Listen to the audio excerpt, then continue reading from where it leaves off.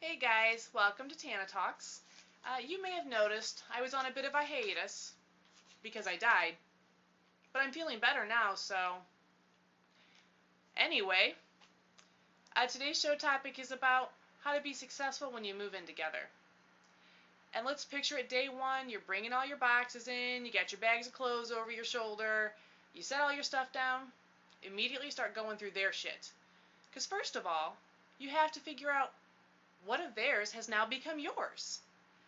And then after that, grab the laptop. You need to dominate that. You need to have access to their Facebook and their Twitter. You got to check their email. I'd recommend you go through their Google Plus account, but come on. No one really uses Google Plus for anything. So go ahead and skip that. Also, while you're going through all their stuff, make sure you log on to their social media accounts and pretend to be them, because you've got to see what they're doing when you're not home. And nothing spells trust like checking up on someone and stalking them.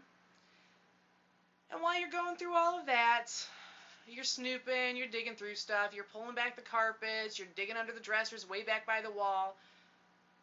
You got to look for stuff that belonged to their ex. And by God, who left this crusty, dusty hair tie under 3 inches of dust in the back of this closet? Whose hair tie is this? And of course you're checking their social media and everything, so look for whoever's got ponytails. Duh. And it doesn't matter how dirty it is. Clearly they planted all that dust and those cobwebs on top of it so you wouldn't know that it was brand new.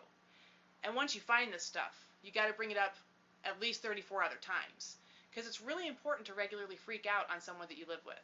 They really like it. And you need to immediately stop giving it up. Sorry, guys and gals.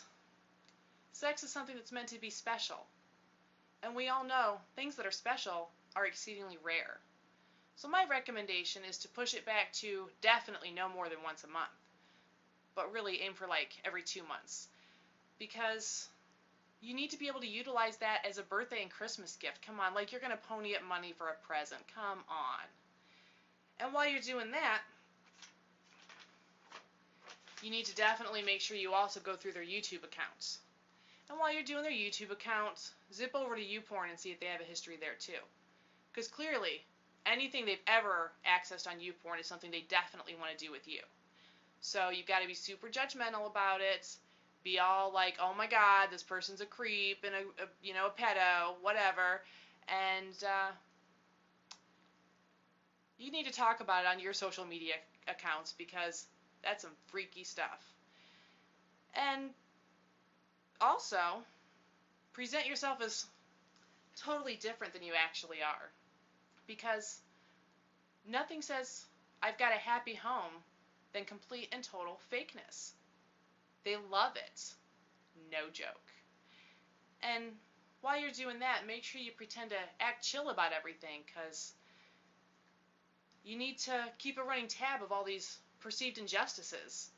And the reason you need to do that, how else are you going to have a reason to secretly go and break their stuff while they're gone at work? This is important for the development of your relationship. I mean, isn't your relationship important to you? And while you're doing that, make sure you never tell them anything that bothers you.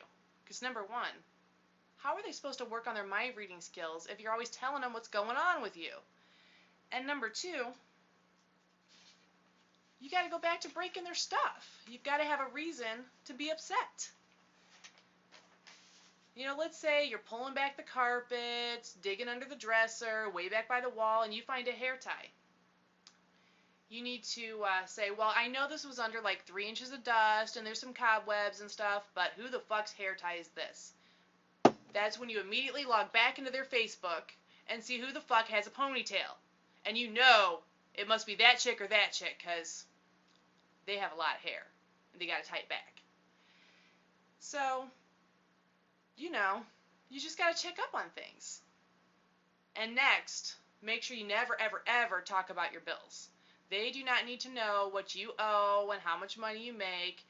And because, you know, you're not going to pay for that stuff anyway. So fuck that. They can pry that cash out of your cold, dead hand.